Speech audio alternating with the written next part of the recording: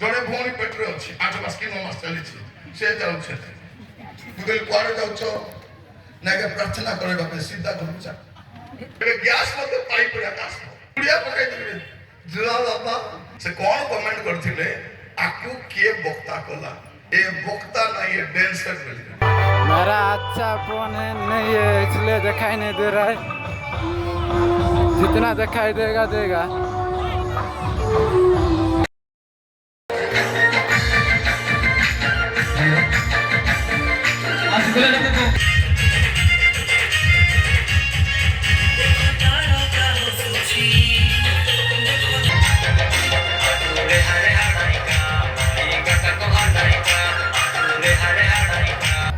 ଆସୁଛନ୍ତି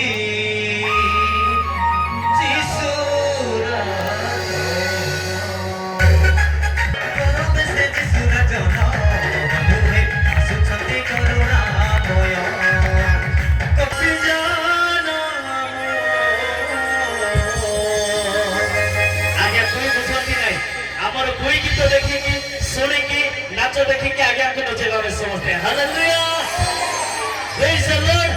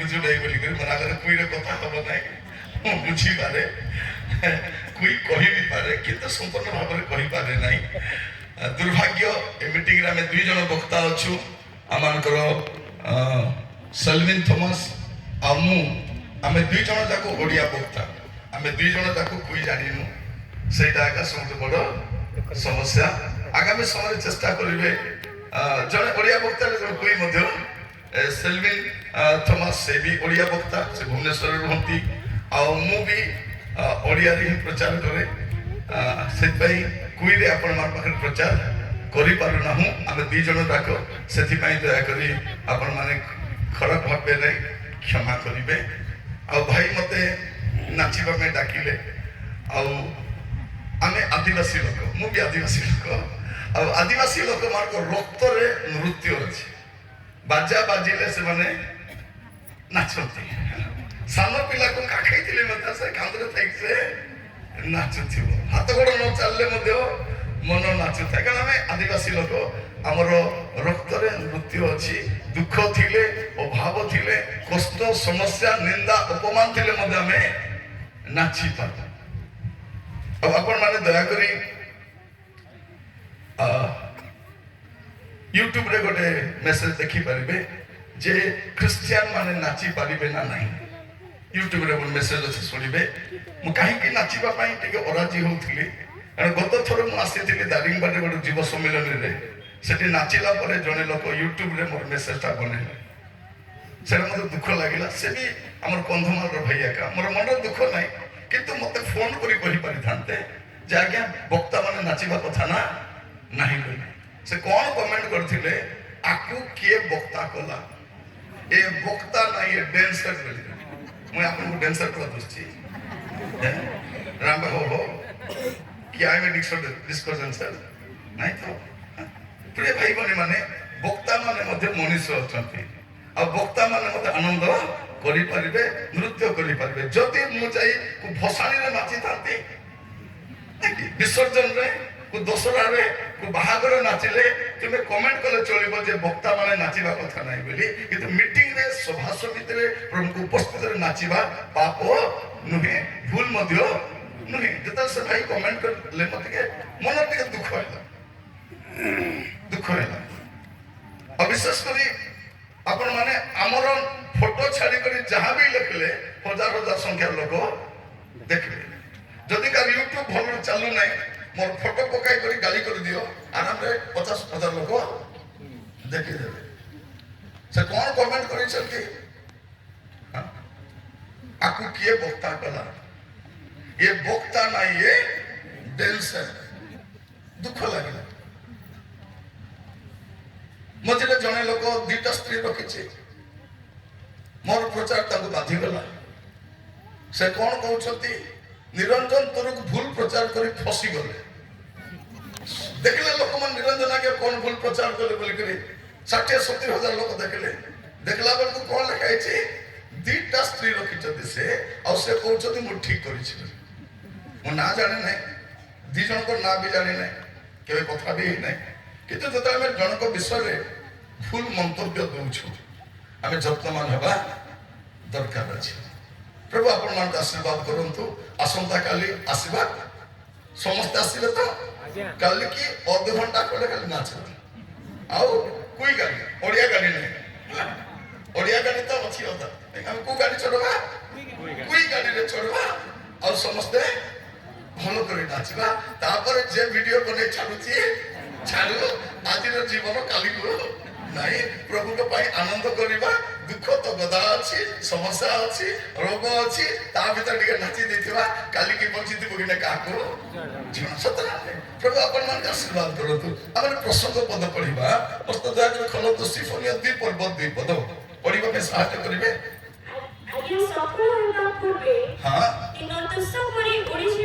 ଆଜ୍ଞା ସଫଳ ହେବା ପୂର୍ବେ ଦିନ ତୁଷ ପରି ଉଡ଼ିଯିବା ପୂର୍ବେ ସଦା ପ୍ରଭୁଙ୍କ ପ୍ରଚଣ୍ଡ କ୍ରୋଧ କାହାର କ୍ରୋଧ ସଦା ପ୍ରଭୁଙ୍କ ପ୍ରଚଣ୍ଡ କ୍ରୋଧ ମୋର ପ୍ରିୟ ଭାଇ ଭଉଣୀ ମାନେ ବାଇବଲର ପରମେଶ୍ୱର ପ୍ରେମିକ ପରମେଶ୍ୱର ବାଇବଲର ପରମେଶ୍ୱର ଦୟାଳୁ ପରମେଶ୍ୱର ଏଥିରେ ଲେଖା ଯାଉଛି ଯେ ସଦା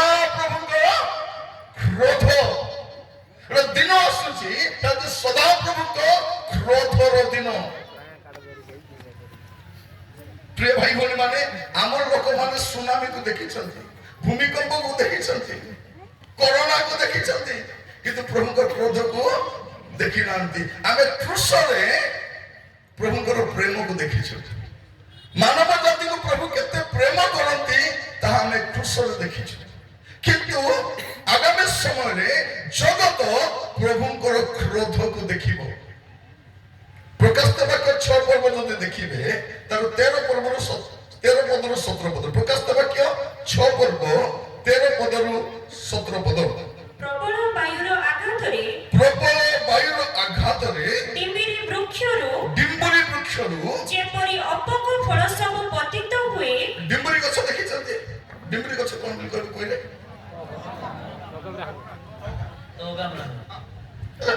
ସେଇ ଡିମ୍ବୁରି ଗଛର ସେ କଞ୍ଚା ଡିମ୍ବୁରି କେବେ ପଡେ ନାହିଁ।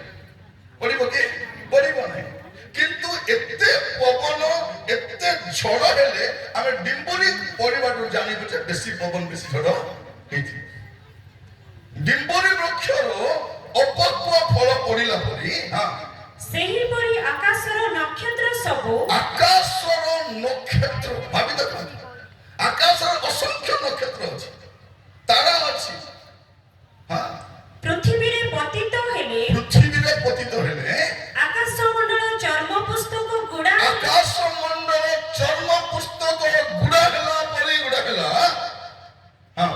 ହୋଇ ଦୂରୀଭୂତ ହେଲା। ପୁଣି ପର୍ବତ ଓ ଦ୍ୱୀପ ସମସ୍ତ ସ୍ଥାନାନ୍ତରିତ ହେଲା।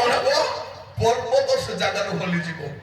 ଦ୍ୱୀପ ସବୁ ମାନେ କେମିତି ଭୂମିକମ୍ପ ଭାବି ଦେଖନ୍ତୁ। ଏ ପର୍ବତ ଯଦି ଘୁଞ୍ଚି ଯାଉଛି ତାମାନେ କେମିତି ଭୂମିକମ୍ପ ହେବ। ଆମେ ଭାବୁଛୁ ଜଗତ ଏକା ସବୁ କିଛି, ଘର ବନେଇ ଦେଇ ଗାଡି କିଣି ଦେଇକରି ଟିକେ ବ୍ୟାଙ୍କରେ ପଇସା ରଖି ଭାବୁଛୁ ଆରାମରେ ମୁଁ ଅଛି। ପ୍ରଭୁ ସେ ଧନୀ ଲୋକ କଣ ବୋଲି କହିଲେ, ଆରେ ମୂର୍ଖ, ଆଜି ରାତିରେ ଯଦି ତୋର ପ୍ରାଣ ନିଆଯିବ ଏସବୁ କାହାର ହବ? ତ କଣ ଲେଖା ଆଗକୁ ପଢିବା? ଆଉ ପୃଥିବୀର ରାଜାମାନେ ପାତ୍ର ମନ୍ତ୍ରୀମାନେ ଏବେ କଣ? ମୁଁ ରାଜା, ମୁଁ ମନ୍ତ୍ରୀ, ମୁଁ ଧନୀ, ମୋର ପଇସା, ରାଜା ମାନେ, ପାତ୍ର ମନ୍ତ୍ରୀ ମାନେ, ପ୍ରଧାନ ସେନାପତି ଓ ଧନୀ ମାନେ ବଳବାନ ଲୋକମାନେ ଏବଂ ପରାଧୀନ ଓ ସ୍ୱାଧୀନ ଲୋକ ସମସ୍ତେ ଗୁହା ଓ ପର୍ବତମାଳାର ଶୈଳମାନଙ୍କ ମଧ୍ୟରେ ଆପଣାକୁ ଲୁଚାଇଲେ। ପୁଣି ସେମାନେ ପର୍ବତ ଓ ଶୈଳମାନଙ୍କୁ କହିଲେ, ଆମ୍ଭମାନଙ୍କ ଉପରେ ପଡ଼ି ସିଂହାସନ ଓ ମେଷଶାବକଙ୍କ କ୍ରୋଧରୁ ଆମମାନଙ୍କୁ ଲୁଚାଇ ରଖ। ଆଗାମୀ ସମୟ ମନେ ରଖିଥାନ୍ତୁ, ଭଲ ସମୟ ନାହିଁ। ପୃଥିବୀ ପାଇଁ ଭଲ ସମୟ ନାହିଁ, ଜଗତ ପାଇଁ ଭଲ ସମୟ ନାହିଁ। ଆପଣ କୋଉ ଦେଶରେ ଯାଆନ୍ତୁ ପରିସ୍ଥିତି ଭଲ ନାହିଁ। ଶିକ୍ଷା ବ୍ୟବସ୍ଥା ଭଲ ନାହିଁ, ସ୍ୱାସ୍ଥ୍ୟ ବ୍ୟବସ୍ଥା ଭଲ ନାହିଁ, ସୁରକ୍ଷା ଭଲ ନାହିଁ, ନାରୀମାନଙ୍କ ସୁରକ୍ଷା ନାହିଁ, ସାନ ଶିଶୁମାନେ ମଧ୍ୟ ସୁରକ୍ଷିତ ନାହାନ୍ତି। ଦରଦାମ ଆଗକୁ ବଢିବ, ହଣାକଟା ବଢିବ, ଆହୁରି ପାପ ବଢିବ, ଆହୁରି ଆଗକୁ ଭଲ ସମୟ ନାହିଁ। କ୍ରୋଧର ସମୟ, ଦଣ୍ଡର ସମୟ। ଲୋକମାନେ କଣ କହିବେ? ମେଷଶାବକଙ୍କ କ୍ରୋଧ। ଯୋଉ ପ୍ରଭୁ ଯୀଶୁ ଖ୍ରୀଷ୍ଟ କ୍ରୁଶରେ ବଳିକୃତ ହୋଇଥିଲେ ତାଙ୍କର ସେ ଅନୁଗ୍ରହର ଚେହେରା ନଥିବ। ସେଦିନ କ୍ରୋଧର ଚେହେରା ଥିବ। ମୋର ଭାଇ ଭଉଣୀ ମାନେ ଦୟାକରି ଭଲରେ ଶୁଣନ୍ତୁ। ଆଜି ସୁଯୋଗ ମିଳିଛି, କଣ ଲେଖା ଯାଉଛି? ସଦାପ୍ରଭୁଙ୍କ କ୍ରୋଧର ଦିନ ତୁମମାନଙ୍କ ଉପରେ ଆସିବା ପୂର୍ବେ ତୁମେ ଆସି ଯାଇଥାଅ। ବେଳେ ବେଳେ ବାପା କଣ ବୋଲି କହିବେ? ମୁଁ ଆସିଲା ଭିତରେ ଘରେ ଆସି ଯାଇଥିବୁ, ନହେଲେ ତୋର ଅବସ୍ଥା। ମା କଣ ବୋଲି କହିବ ଫୋନ କରି, ହେଲୋ ମୁଁ ବାହାରେ ଯାଉଛି, ଆସିଲା ଭିତରେ ଘର ଭିତରେ ଆସି ନଥିବୁ, ତୋର ଚୋପା ବାହାର। ଏଟା ପ୍ରଭୁ ସେଇଟା କହୁଛନ୍ତି। ମୁଁ ଆସିବା ପୂର୍ବରୁ ତୁମେ ଆସି ଯାଇଥାଅ। ଏ ଜଗତ ଆମୋଦ ପ୍ରମୋଦ କରିବାର ଜାଗା ନାହିଁ, ସୁଖ ସୁବିଧାର ଜାଗା ନାହିଁ। ଏଟା ପାପର ଜାଗା, ମନ୍ଦତାର ଜାଗା। ଏ ପୁରା ଜଗତ କାହାର ଅଧୀନରେ ଅଛି? ପାପାତ୍ମାର ଅଧୀନରେ ଅଛି, ଶୈତାନର ଅଧୀନରେ ଅଛି।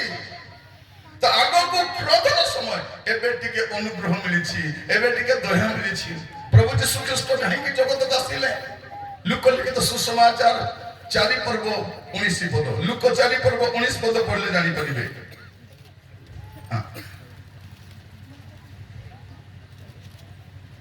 ଆଉ ପ୍ରଭୁଙ୍କ ଅନୁଗ୍ରହ ବର୍ଷ ବର୍ଷ আর ଘୋଷଣା প্রভুଙ୍କ অনুগ্রহ বর্ষ ঘোষ কি বর্ষ?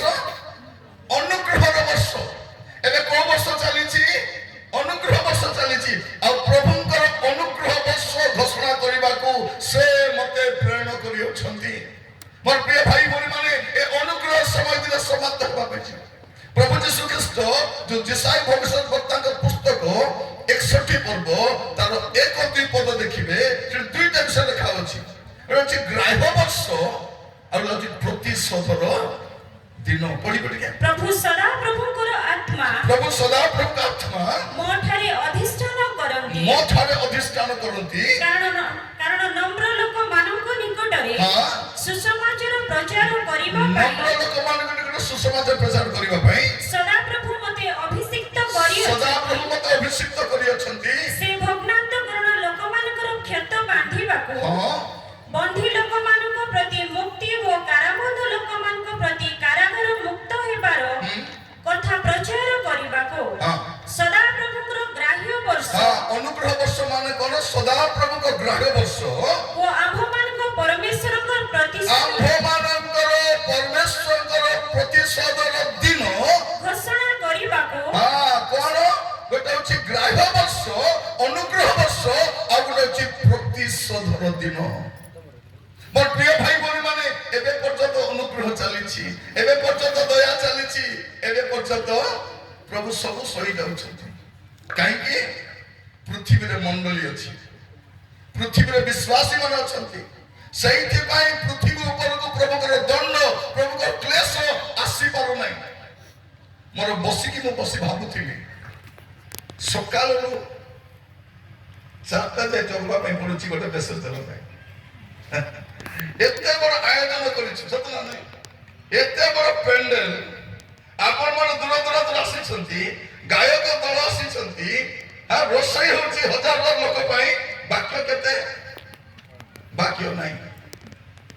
ମୋର ପ୍ରିୟ ଭାଇ ଭଉଣୀ ମାନେ, ଆମର ତ ସଭା ସମିତିରେ ଧୀରେ ଧୀରେ ଧୀରେ ଧୀରେ ବାକ୍ୟର ମାହାତ୍ମ୍ୟ କମି କମି ଯାଉଛି।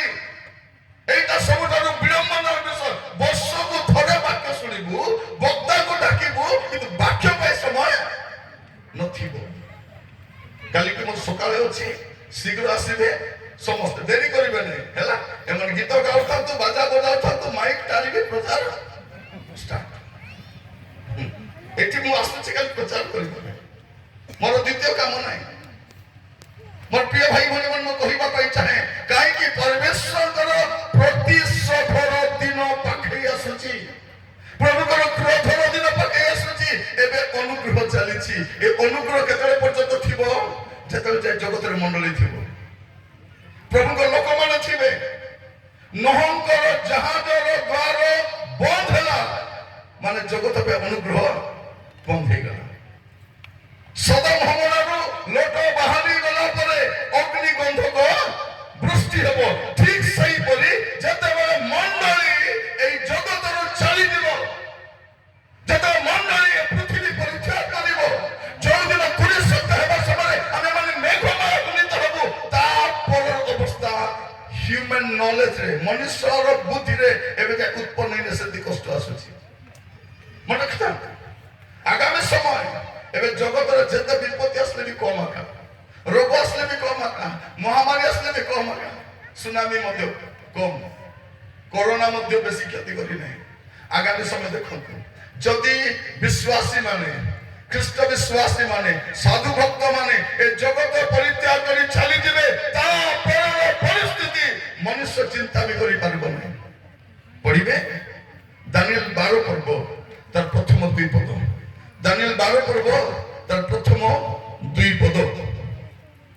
ଯେ ପାଇବେ ସେ ପଢନ୍ତୁ। ହଁ, ପୁଣି ପୃଥିବୀର ଧୂଳିରେ ଯେଉଁମାନେ ଶୟନ କରନ୍ତି, 1-2 ପଦ, 1 ପଦରୁ ପଢିବେ ଯାଆନ୍ତୁ। ସେ ସମୟରେ ତୁମ ଲୋକଙ୍କ ସେ ସନ୍ତାନ ସମୟରେ ତୁମ ଲୋକଙ୍କର ସନ୍ତାନଗଣର ସାହାଯ୍ୟକାରୀ ମିଖାଏଲ ଅଧିପତି ମହାନ ଅଧିପତି ହଁ। ଠିଆ ହେବେ ଠିଆ ହେବେ ଓ ମନୁଷ୍ୟ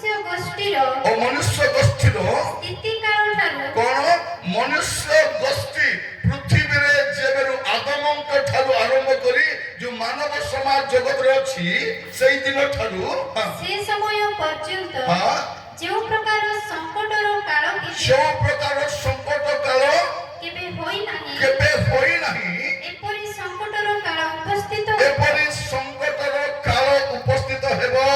ଆଉ ଆଉ ତୁମ୍ଭ ଗୋଷ୍ଠୀୟ ଯେ ପ୍ରତ୍ୟେକର ନାମ ପୁସ୍ତକରେ ଲିଖିତ ହୋଇଅଛି ସେମାନେ ପ୍ରତ୍ୟେକ ସେ ସମୟରେ ଉଦ୍ଧାର ପାଇବେ।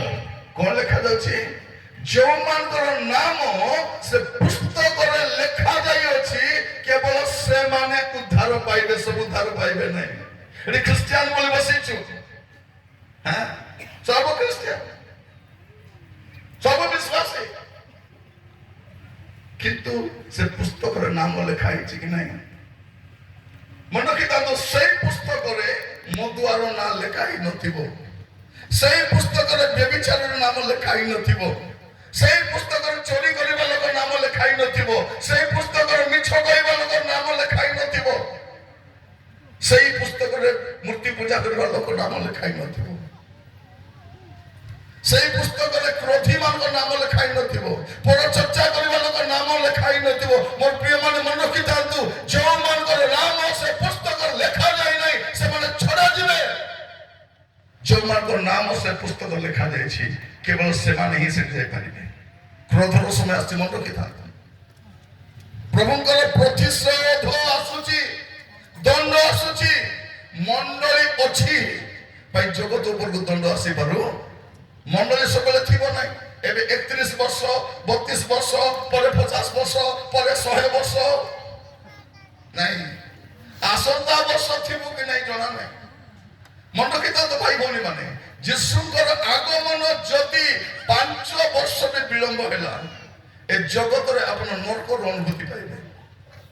ଏ ଜଗତ ନର୍କ ଠାରୁ ମଧ୍ୟ ଆହୁରି ହୀନସ୍ତା ହେବ। ଏଟା ଆହୁରି ପାପ ବଢିବ, ଆହୁରି ହିଂସା ବଢିବ, ଆହୁରି ଦରଦାମ ବଢିବ, ଆହୁରି ରୋଗ ବଢିବ। ଏ ଜଗତ ରହିଲା ଭଳିଆ ଜାଗା ନଥିବ, ବଞ୍ଚିବାଟା କଷ୍ଟ। କେବେ ଦାରିଙ୍ଗବାଡିରେ ଏମିତି ଗରମ ଜାଣିଥିଲେ? ଇଣ୍ଡିଆ ଯାକ ଲୋକ ଆସୁଛନ୍ତି ଏପ୍ରିଲ ମେରେ ଦାରିଙ୍ଗବାଡି ଯିବା ଥଣ୍ଡା ଥିବ ବୋଲି। କେମିତି ଗରମ ଭାବି ଦେଖନ୍ତୁ। ମୁଁ ଯଦି କହିବି ଲୋକମାନଙ୍କୁ ଏ ବର୍ଷ ବୁଲବା ପାଇଁ ଦାରିଙ୍ଗବାଡି ଆସ ନାହିଁ, ଯୋଉ ପ୍ରକାର ଚାରିଆଡେ ଯାଆନ୍ତୁ। ଆମେ ତ ଓଡିଶା ଯାକ ବୁଲୁଛୁ, ଓଡିଶା ଯାକ ବୁଲୁଛୁ, ଚାରିଆଡେ ଦେଖନ୍ତୁ। ଏବେରୁ ଗରମ, ଏ ପୁରା ଏପ୍ରିଲ ମାସ ପୁରା ଅଛି, ତାପରେ ମେ ମାସ ଅଛି, ତାପରେ ଜୁନ ମାସ ଅଛି। ବର୍ଷା ହେବ କି ନାହିଁ ଜଣା ମଧ୍ୟ ନାହିଁ। ଦେଖ ଆଗକୁ କେତେ ସମୟ ଥିବ, ରୋଗ ଆଉ ଭଲ ହବ ନାହିଁ। କାରଣ ସବୁ ଔଷଧ ତ ଡୁପ୍ଲିକେଟ, ଔଷଧ ଡୁପ୍ଲିକେଟ। ଆଗ ଜ୍ୱର ହେଲେ ଗୋଟେ ପାରାସିଟାମଲ ଖାଇଲେ ଜ୍ୱର ଛାଡି ଯାଉଥିଲା, ଏବେ 10ଟା ଟାବଲେଟ ଖାଇଲେ ବି ଜ୍ୱର ଛାଡୁ ନାହିଁ। ଆଗ ଝାଡା ହେଲେ ଗୋଟେ ବଟିକା ଖାଉଥିଲୁ, ଏବେ ବଟିକା ସରି ଯାଉଛି, ଢାଳ ଧରି ଯିବାଟା ସବୁ ନାହିଁ। ରୋଗ ହିଁ ରୋଗ, ଖାଦ୍ୟ ବିଷାକ୍ତ। ଏ ବ୍ରଏଲର ଚିକେନ ଦେଖିଛନ୍ତି? ସେ କୁକୁଡ଼ା ଠିଆ ବି ହେଇପାରୁନଥିବ, କାହିଁକି? ତାକୁ ଇଞ୍ଜେକ୍ସନ ଦେଇ ଦେଇ ତାକୁ ଏତେ ଓଜନ କରିଦେଇଛନ୍ତି, ଖାଲି ଇଞ୍ଜେକ୍ସନ। ସେଇଟା ଖାଇବା ପାଇଁ ମନା କରାଯାଉଛି। ଝିଅ ମାନେ ବିଶେଷ କରି ଝିଅ ମାନଙ୍କୁ ବ୍ରଏଲର ଚିକେନ ଦେବ ନାହିଁ, ସାନ ବେଳରୁ ବି ଦେବ ନାହିଁ। ଯଦି ଦେବ ପରବର୍ତ୍ତୀ ସମୟ କଣ ହବ ଆପଣ ବୁଝିବେ। ବିଷାକ୍ତ ଖାଦ୍ୟ, ବିଷାକ୍ତ ଜଳବାୟୁ, ବିଷାକ୍ତ। କଣ କରିବ? ମୋର ପ୍ରିୟ ଭାଇ ଭଉଣୀ ମାନେ ମନେ ରଖିଥାନ୍ତୁ, ମଣ୍ଡଳୀ ଯୋଉଦିନ ଥିବ ସେଇଦିନ ଜଗତ ରହିଲା ଭଳିଆ ଜାଗା ନଥିବ। ବାଇବେଲ କଣ କହୁଛି? ପ୍ରଥମ ପିତର 4 ପର୍ବ 7 ପଦ, ପ୍ରଥମ ପିତର 4 ପର୍ବ ତାର 7 ପଦ। ମାତ୍ର ସମସ୍ତ ବିଷୟର ଅନ୍ତିମ କାଳ ସନ୍ନିକଟ, ଅତଏବ ସୁବୁଦ୍ଧି ହୁଅ, ପୁଣି ପ୍ରାର୍ଥନା କରିବା ପାଇଁ ସଚେତନ ଥାଅ। ସମସ୍ତ ବିଷୟର ଅନ୍ତିମ କାଳ ମୋର ପ୍ରିୟମାନେ ମଣ୍ଡଳୀ ଯିବା ପାଇଁ ପ୍ରସ୍ତୁତ ହେବା ଦରକାର। ଖ୍ରୀଷ୍ଟଙ୍କୁ ସାକ୍ଷାତ କରିବା ପାଇଁ ମୁଁ ସବୁବେଳେ କୁହେ ସ୍ୱର୍ଗ ଯିବା ପାଇଁ ଦୁଇଟା ବିଷୟ ଦରକାର। ସ୍ୱର୍ଗ ଯିବା ପାଇଁ ଦୁଇଟା ବିଷୟ, ଗୋଟେ ହେଉଛି ଫରଗିଭନେସ୍ ଆଉ ଗୋଟେ ହେଉଛି ହୋଲିନେସ୍। ଫରଗିଭନେସ୍ ଆଉ ହୋଲିନେସ୍। ଆପଣଙ୍କର ସବୁ ପାପ କ୍ଷମା ହେଇଥିବା ଦରକାର ଆଉ ଆପଣ ପବିତ୍ର ଜୀବନ କାଟୁଥିବା ଦରକାର। ଏ ଦୁଇଟା ଦରକାର, ଆଉ କିଛି ଦରକାର ନାହିଁ। କହିବେ ନାହିଁ ମନ ଅଧିକା ବାବୁ ତୁ କେତେଟା ଗୀତ ରଚନା କରିଥିଲୁ, କେତେଟା ଗାଇଥିଲୁ, ପଚାରବେ ନାହିଁ। ମତେ କହିବେ ନାହିଁ କେତେଟା ହଜାର ମିଟିଂରେ ପ୍ରଚାର କଲୁ, ପଚାରବେ ନାହିଁ। ପବିତ୍ରତା ନାହିଁ କେଟା। ଏଭ୍ରି 12:14 କଣ ଲେଖା ଅଛି? ପବିତ୍ରତା ବିନୁ କେହି ପ୍ରଭୁଙ୍କ ଦର୍ଶନ ପାଇବ ନାହିଁ। Without holiness it is impossible. ଏ ଅସମ୍ଭବ। ପବିତ୍ରତା ବିନା ଆପଣ ପରମେଶ୍ୱରଙ୍କୁ ସାକ୍ଷାତ କରିପାରିବେ ନାହିଁ। ଆପଣଙ୍କୁ କଣ ଥାଉ କି ନଥାଉ ଆପଣଙ୍କ ଜୀବନରେ ପବିତ୍ରତା ଥିବାର ଅଛି। ଭଲ ଘର ନଥାଉ, ଭଲ ଗାଡ଼ି ନଥାଉ, ଭଲ ଡ୍ରେସ୍ ନଥାଉ, କିଛି ଫରକ ପଡିବାର ନାହିଁ। କଣ ରହିବ କି ସବୁବେଳେ? କୁଡ଼ିଆ ଘର ବି ଘର, ମେଢ଼ ଘର ବି ଘର। ଶୋଇବା ପାଇଁ ଖଟ ଥାଉ କି ନଥାଉ ବଡ କଥା ନାହିଁ। ମୋର ପ୍ରିୟ ପବିତ୍ରତା ଥିବାର ଅଛି। ଆଗାମୀ ସମୟ ପ୍ରଭୁଙ୍କର କ୍ରୋଧର ସମୟ ଆସୁଛି। ଆପଣମାନେ ମନ ରଖିଥାନ୍ତୁ। ଆମେ ଭାବୁଛୁ କଣ ନାଇଁ ପ୍ରଭୁ ଆସିବେ ନାହିଁ ବୋଧେ, ଆଉ ଟିକେ ଆସିବେ ନାହିଁ, ଆହୁରି ଆସିବେ ନାହିଁ। ବାଇବଲ ସେମିତି କହୁନାହିଁ। ଏଭ୍ରି 10 ପର୍ବ 37 ପଦ ପଢନ୍ତୁ। ଏଭ୍ରି 10 ପର୍ବ 37 ପଦ ପଢନ୍ତୁ। କାରଣ ଆଉ ଅତ୍ୟଳ୍ପ ସମୟ ମାତ୍ର ଯାହାଙ୍କ ଆଗମନ କରିବାର ଅଛି, ଯାହାଙ୍କର ଆଗମନ କରିବାର ଅଛି ସେ ଆଗମନ ସେ କରିବେ ଆଗମନ କରିବେ। ଓ ବିଳମ୍ବ କରିବେ ନାହିଁ। ବାଇବଲ ଆଣ୍ଡରଲାଇନ୍ କରିଥାନ୍ତୁ। ଯାହାଙ୍କର ଆଗମନ କରିବାର ଅଛି ସେ ଆଗମନ କରିବେ ଆଉ ବିଳମ୍ବ କରିବେ ନାହିଁ। ଆଉ ବିଳମ୍ବ ନାହିଁ ମୋର ଭାଇ ଭଉଣୀମାନେ। ପ୍ରଭୁଙ୍କର ଆଗମନରେ ବିଳମ୍ବ ନାହିଁ। ଫେରିବାର ଅଛି, ଫେରିପାରିବେ। ଆଗାମୀ ସମୟ କ୍ରୋଧର ସମୟ, ଦଣ୍ଡର ସମୟ। ଖାଲି ମଣ୍ଡଳୀ ଏ ପୃଥିବୀରୁ ନିଆଯାଉ। ଯୋଉଦିନ ମଣ୍ଡଳୀ ଚାଲିଗଲା, ମଣ୍ଡଳୀ ଏ କ୍ରୋଧର ଅଂଶୀ ହେବ ନାହିଁ। ମଣ୍ଡଳୀ ଏ ଦଣ୍ଡର ଅଂଶୀ ହେବ ନାହିଁ। এইটা প্রভু মণ্ডলীকে କହିଛନ୍ତି। এইটা আমার ভরসা। প্রকাশিত বাক্য 3 পর্ব 10 পদ পড়লে জানিপারিবে এ জগত উপরକୁ ଯୋଉ କ୍ରୋଧ ଆସୁଛି ଏ ପଦ ଗୁଡାକ ଦୟାକରି ଧ୍ୟାନ ଦେବେ। ବହୁତ ଇମ୍ପୋର୍ଟାଣ୍ଟ ପଦ ପ୍ରିୟ ମାନେ। କଣ ଲେଖା ଅଛି? ତୁମ୍ଭେ ଆମ୍ଭର ଧୈର୍ଯ୍ୟର ବାକ୍ୟ ରକ୍ଷା କରିଅଛ। ଏହେତୁ ପୃଥିବୀ ନିବାସୀ ମାନଙ୍କୁ ପରୀକ୍ଷା କରିବା ନିମନ୍ତେ ସମସ୍ତ ଜଗତ ଉପରକୁ ଆଗକୁ ସମସ୍ତ ଜଗତ ଉପରକୁ ସମସ୍ୟା ଆସିବ। ଖାଲି ଭାରତ ଓଡ଼ିଶା ବୋଲି ନାହିଁ। ଭାରତ ଓଡ଼ିଶା ବୋଲି ନାହିଁ। ଆମେରିକା ସମସ୍ୟା, ଇଂଲଣ୍ଡ ସମସ୍ୟା, ଜାପାନ ସମସ୍ୟା, ପାକିସ୍ତାନ ସମସ୍ୟା, ପୃଥିବୀର ସବୁ ଦେଶ ସମସ୍ୟା। ଏବେ ତ ଖାଲି ସମସ୍ୟା ଚାଲିଛି। ଆଗକୁ ଦେଖ କଣ ହେବା ପାଇଁ ଯାଉଛି। ଆଗକୁ ଦେଖନ୍ତୁ। ସେ ପଦ ପୁଣି ଥରେ ପଢନ୍ତୁ। ତୁମ୍ଭେ ଆମର ଧୈର୍ଯ୍ୟର ବାକ୍ୟ ରକ୍ଷା କରିଅଛ। ଏହେତୁ ପୃଥିବୀ ନିବାସୀ ମାନଙ୍କୁ ପରୀକ୍ଷା କରିବା ନିମନ୍ତେ ସମସ୍ତ ଜଗତ ଉପରକୁ ଯୋଉ ପରୀକ୍ଷା କାଳ ଆସିବ, ଏବେ ଯୋଉ ଦଣ୍ଡ ଆସିବ, ଯୋଉ କ୍ରୋଧ ଆସିବ, ଯୋଉ ଅଭିଶାପ ଆସିବ, ଯୋଉ ଭୟଙ୍କର ସମୟ ଆସିବ, এটা ସମୁଦାୟ ଜଗତ ଉପରକୁ ଆସିବ।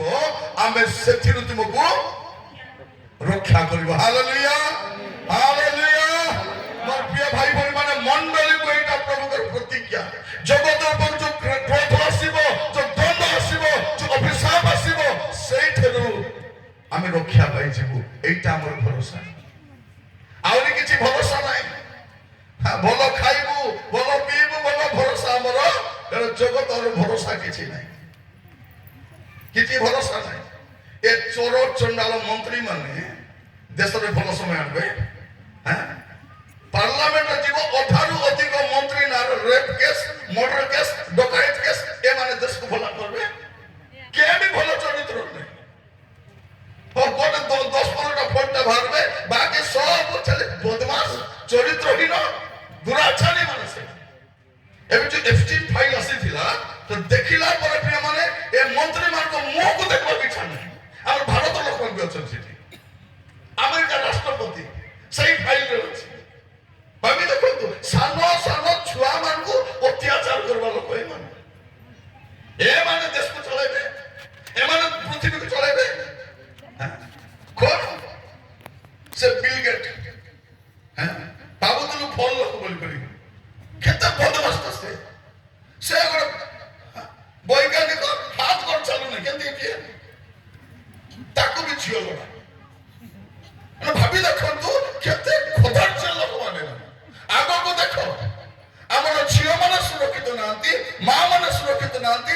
ଜଗତରେ କୌଣସି ବିଷୟ କେହି ମଧ୍ୟ ସୁରକ୍ଷିତ ନାହିଁ। ମଣ୍ଡଳୀ ଥାଉ ଥାଉ ଯଦି ମଣ୍ଡଳୀ ଏ ଜଗତରୁ ଚାଲିଯିବ ଏ ପୃଥିବୀର ଅବସ୍ଥା କଣ ହବ? ଆମକୁ ପ୍ରଭୁ ବାଛିଛନ୍ତି। ଲୋକ ଭାବୁଛନ୍ତି ଏ ଖ୍ରୀଷ୍ଟିଆନ ମାନେ ବୋକା ମାନେ ବୋଲି। ବୋକା ଆମେ ଜାଣିନାହାନ୍ତି। ସେମାନେ ଆମର ଘର ଭାଙ୍ଗି ଦଉଛନ୍ତି, ଆମର ଜମି ନେଇ ଯାଉଛନ୍ତି, ଚାକରିରୁ ବାହାର କରି ଦଉଛନ୍ତି, ଗାଁରୁ ତୋଳି ଦଉଛନ୍ତି, ମଲା ଲୋକକୁ ପତଲାଟା ବାହାର କରି ଦଉଛନ୍ତି। ଏବେ ସରକାର ନିୟମ ମାନୁଛନ୍ତି। ଖ୍ରୀଷ୍ଟିଆନ ସବୁ ଅଧିକାର ଗଲା ମାନେ କେମିତି ଡରାଇକି ରଖିପାରିବୁ ହେଲେ ବି ଲୋକ ଖ୍ରୀଷ୍ଟିଆନ ହଉଛନ୍ତି। କାହିଁକି? ବାଇବେଲ ପଢିଛନ୍ତି। ଆମେ ପ୍ରକାଶିତ ବାକ୍ୟ ପଢିଛୁ। ପ୍ରକାଶିତ ବାକ୍ୟ କଣ? ଆମର ସମସ୍ୟାର ଶେଷ, ଆମର କଷ୍ଟର ଶେଷ, ଆମର ଦୁଃଖର ଶେଷ ଦିନେ ହେବ। ମୋର ପ୍ରିୟମାନେ, ଏ ଜଗତରେ ଭଲ ଥିବା ପାଇଁ ଆମେ ଯୀଶୁକୁ ବିଶ୍ୱାସ କରିନାହୁଁ। ଭଲ ଖାଇବା ପାଇଁ, ଭଲ ପିଇବା ପାଇଁ ନାହିଁ। ଏ ଜଗତ ପରେ ଯୋଉ ଜଗତ ଅଛି ତାର ଭରସାରେ ଅଛୁ। ଯୀଶୁ କଣ ବୋଲି କହିଲେ? ମନ ପରିବର୍ତ୍ତନ କର। ଓଡ଼ିଶା ରାଜ୍ୟ ତୁମର ବୋଲି କହିନାହାନ୍ତି, ତାମିଲନାଡୁ ରାଜ୍ୟ, କେରଳ ରାଜ୍ୟ ବୋଲି କହିନାହାନ୍ତି, ସ୍ୱର୍ଗ ରାଜ୍ୟ। ଆମେ ସ୍ୱର୍ଗ ରାଜ୍ୟକୁ ଯିବା ପାଇଁ ବାହାରିଛୁ।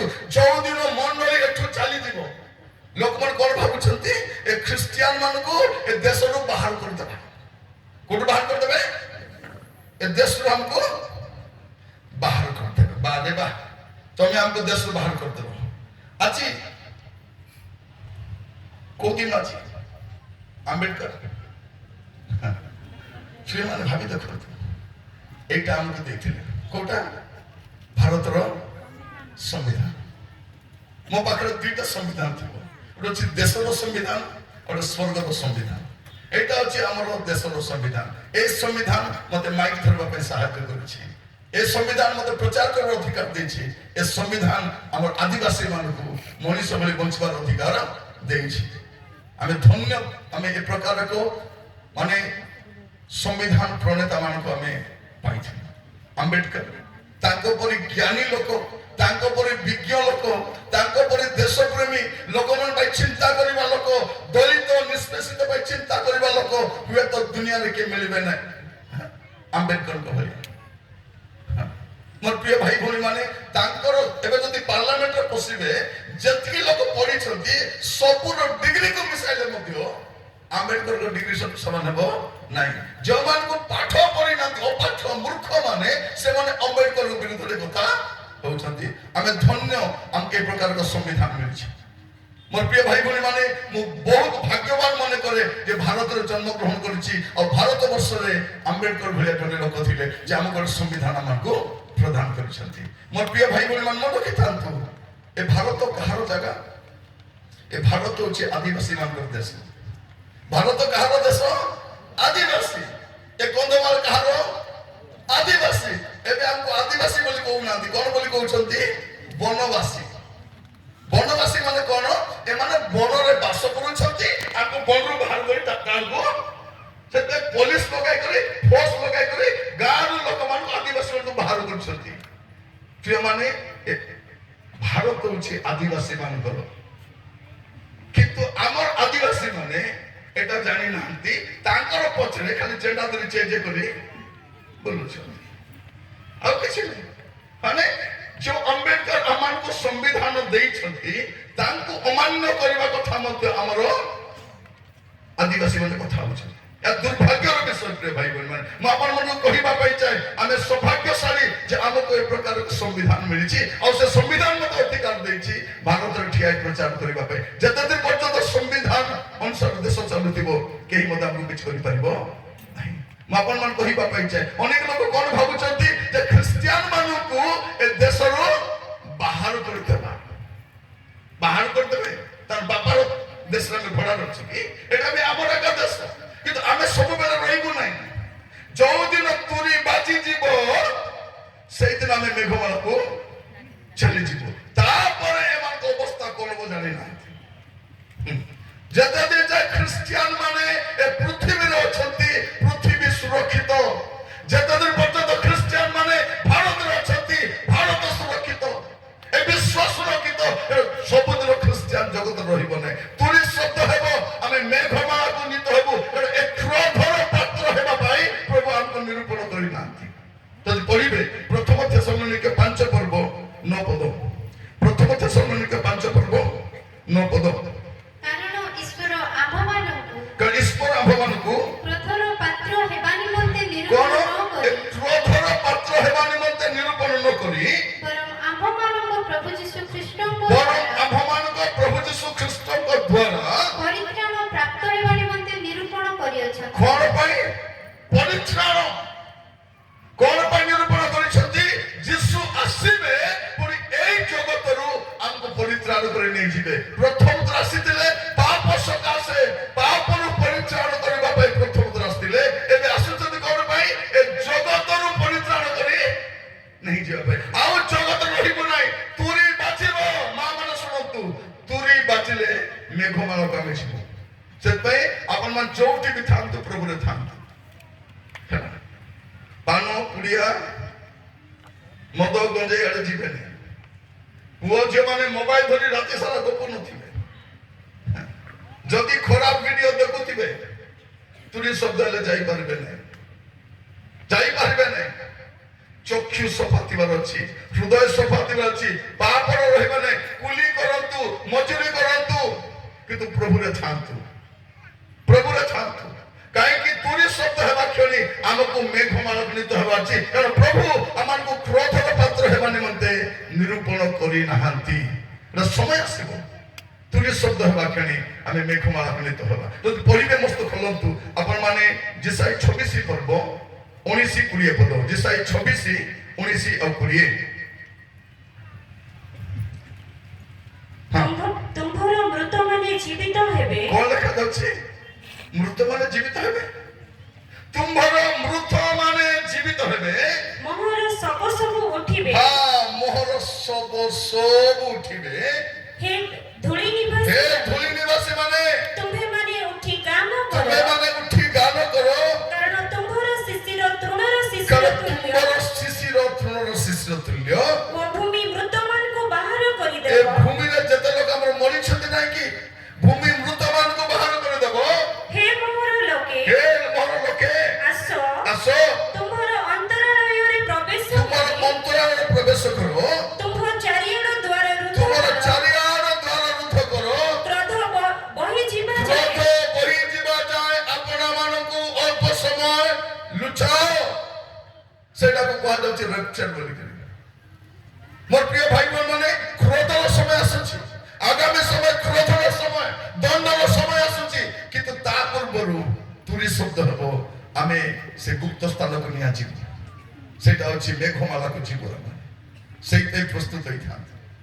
ମୁଁ ପ୍ରଭୁକୁ ଧନ୍ୟବାଦ ଦଉଛି ଯେ ଏ ସଭାରେ ଏ ପ୍ରସଙ୍ଗ ପଦ ରଖାଯାଇଛି। ବାସ୍ତବରେ ଏଟା ଗୋଟେ ସମୟ ଉପଯୋଗୀ ପ୍ରସଙ୍ଗ ଅଟେ। କାଲିକି ମଧ୍ୟ ଆସିବେ ଏ ପ୍ରସଙ୍ଗକୁ ପୁରା ବୁଝିବା ପାଇଁ।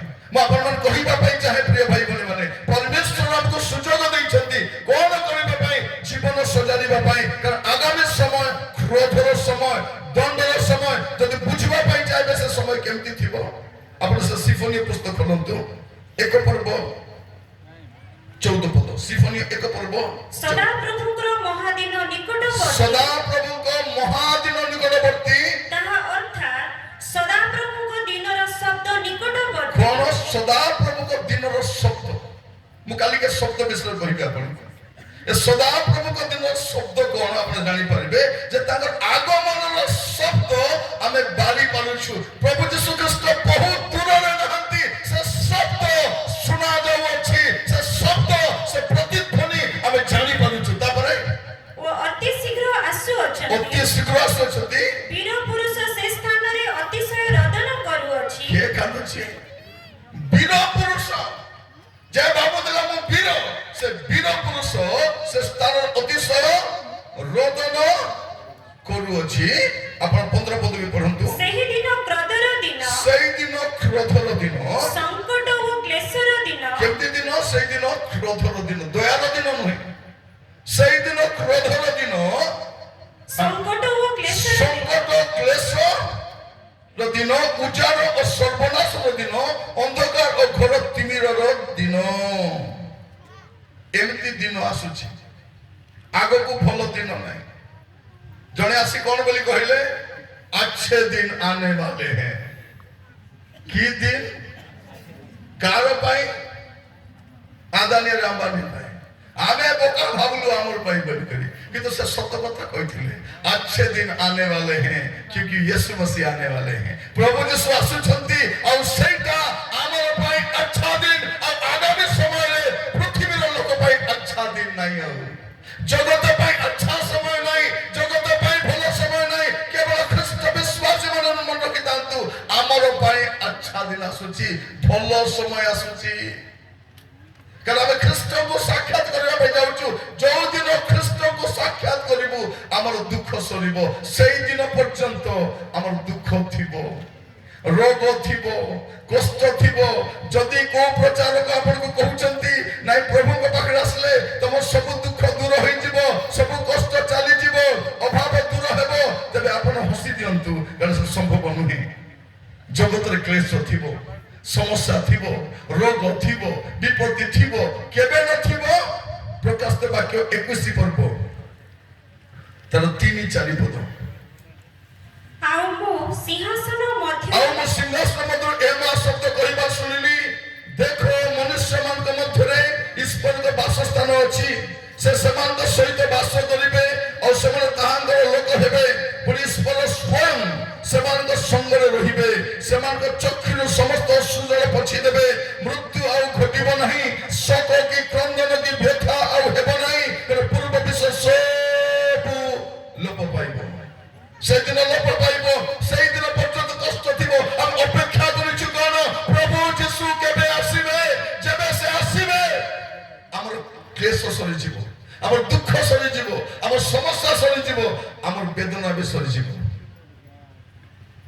किडनी अच्छी कि नहीं किडनी का अच्छी बताओ किडनी जदि अच्छी बोले किडनी प्रॉब्लम है आखि अच्छी कि नहीं अच्छी चुई देखो दोची ना नहीं आखि जदि थिले आखि समस्या है मुंड थिले मुंड बथा थिबो ओंटा थिले ओंटा बथा थिबो आंटू थिले आंटू समस्या थिबो हार्ट थिले हार्ट रो समस्या है ब्लड थिले ब्लड रो समस्या हेबो ना एटा समस्या रो शरीर दुनिया रे एमती को प्रचार करले तो सब समस्या दूर कर दो आमे बोका माने तांगर पत्र पागल बोले बोलुछ कोन थोड़े जने भाई से मधुआटा सब बेले मत पिए घोड़ा मधुआटा से जने प्रभु का दास पाक गले आज्ञा मोर स्वामी बेसी मत पिउछि भौणी पानी को बोतल आनो प्रार्थना कर देबे से पानी बोतल को प्रार्थना कर देले कहले तुम स्वामी सही थिला बेले पानी तम दिए छिटी दबो ए मधु आमर की सही थी ए भौणी जे पानी छिटी देला उठी कर दुई चापड़ा पीटना से प्रिय माने से तो बाया को कुटसेना पागला को कुटसेना मत भी सही थी ताको प्रार्थना पाले काम दबो के ताको प्रार्थना पाली नहीं ताको निरंतर तुर दरकार ए मधुआ मान को व्यभिचारी मान को चोर मान को ए अबाट जीवा लोक मान को के दरकार प्रार्थना पानी नहीं ताको निरंतर तुर दरकार सीधा टू द पॉइंट सीधा कथा एबे केमती बक्ता दरकार हमको आसीबे पाप छाड़ीबा पई मंदता छाड़ीबा पई अबाट फेरीबा पई दुष्टता फेरीबा पई आंठु पाती पाप स्वीकार करी ख्रीष्ट को पे प्रस्तुत हेबा पई प्रचार करबा प्रचार तो दरकार आमे खाली भक्त गुड़ा आज्ञा से प्रार्थना कले आज्ञा लोक माने पड़ी जाउछंती पढ़वा को जाउछ तमे प्रिय भाई बहन माने प्रचार रो काम लोक मान को तले पकाइबाटा नाही पड़ी थिबा लोक मान को उठाइबाटा लोक मान तले पड़ले कोन मिलिबो सर्वन मीटिंग रे जाई छी जने प्रचार को प्रार्थना को लोक पड़ी जाउछंती जने भौणी पेटरे अछि 8 मास कि 9 मास चली छी से जाउछ तुगल कुआरे जाउछ नागे प्रार्थना करबा पे सीधा घर को जा प्रार्थना चित्तर पिता प्रार्थना करबो तले पकाई देबो तोर अवस्था कोन हो से तो न पड़वा दे छाड़बो नहीं से कोन में बुझी पारो नहीं मोर प्रिय मन ख्रीष्टन करो आशीर्वाद समय हे गलानी जगत पर को क्रोध आसुची प्रभु का दंड आसुची तार पूर्वरु अबे पाप छाड़ी मंदता छाड़ी प्रस्तुत हेबा समय आसीची एबे आउरी से समय नहीं एबे आशीर्वाद शिक्षा नहीं जतकी आशीर्वाद पहले कोन हो कंदमान लोक आशीर्वाद शिक्षा बरछि कि केडे बड़ बड़ घोर थिला ଗାଡି ଥିଲା ଶାଢୀ ଥିଲା ଚାଉଳ ଥିଲା ସବୁ ପୁରାଇ ଦେଲେ ଚୋରି କରି ନେଲେ ଆପଣଙ୍କର କି ଆଶୀର୍ବାଦ ମୋର ପ୍ରିୟ ମାନେ ଆମର ଆଶୀର୍ବାଦ ହଉଛନ୍ତି ପ୍ରଭୁ ପ୍ରଭୁ ଯଦି ଆମ ସହିତ ଅଛନ୍ତି ଆମ ସହିତ ଆଶୀର୍ବାଦ ଅଛି ଆମକୁ ଆଶୀର୍ବାଦ ଦରକାର ନାହିଁ ଆଶୀର୍ବାଦ କରିବା ପ୍ରଭୁ ଦରକାର ଆଉ ପ୍ରଭୁ ଯଦି ଅଛନ୍ତି ଡେଲି ଆଶୀର୍ବାଦ ଆମକୁ ଏ ଜଗତର ଆଶୀର୍ବାଦ ଆମକୁ ପ୍ରଭୁ ଆମର ଆଶୀର୍ବାଦ ଅଛନ୍ତି ଆମର ଧନ କିଏ ପ୍ରଭୁ ଆମର ବାଣ୍ଟ କିଏ ଯୀଶୁ ଯଦି ଯୀଶୁ ମୋ ବାଣ୍ଟରେ ଅଛନ୍ତି ମତେ ଆଉ କଣ ଦରକାର ଆଗାମୀ ସମୟ ପ୍ରିୟ ଭାଇ ଭଉଣୀ ମାନେ କେମିତି ସମୟ ଲେଖାଯାଉଛି ଉଚ୍ଚାରର ସମୟ ସର୍ବନାଶର ସମୟ ଯଦି ଜଏଲ ପୁସ୍ତକ ପଢିବେ ଜଏଲ 1 ପର୍ବ 15 ପଦ ଜଏଲ ଭବିଷ୍ୟତକର୍ତ୍ତାଙ୍କ ପୁସ୍ତକ ତାର 1 ପର୍ବ 15 ପଦ ହାୟ ସେଦିନ କାରଣ ସଦାପ୍ରଭୁଙ୍କ ଦିନ ସନ୍ନିକଟ କଣ ଦିନ ସଦାପ୍ରଭୁଙ୍କ ଦିନ ସନ୍ନିକଟ ସର୍ବଶକ୍ତିମାନଙ୍କ ନିକଟରୁ ପ୍ରଳୟର ତୁଲ୍ୟ ତାହା ଉପସ୍ଥିତ ହବ କେମିତି ଆସିବ ପ୍ରଳୟ ପରି ସେଦିନ ହଠାତ୍ ଆସିବ କିଛି କାମରେ ଆସିବ ନାହିଁ ଆମେ ଶିଖନୀୟ 1:18 ପଢୁଛୁ ସେ ପ୍ରଭୁଙ୍କର କ୍ରୋଧର ଦିନରେ ମନୁଷ୍ୟ ପଢିବେ ଟିକେ ଶିଖନୀୟ 1:18 ପଢିବେ ସଦାପ୍ରଭୁଙ୍କ କ୍ରୋଧର ଦିନରେ ସେମାନଙ୍କର ରୂପା କେବଳ ସୁନା ସେମାନଙ୍କୁ ଉଦ୍ଧାର କରିପାରିବ ନାହିଁ ସୁନା ରୂପା ଉଦ୍ଧାର କରିପାରିବ ନାହିଁ ମାତ୍ର ତାହାଙ୍କର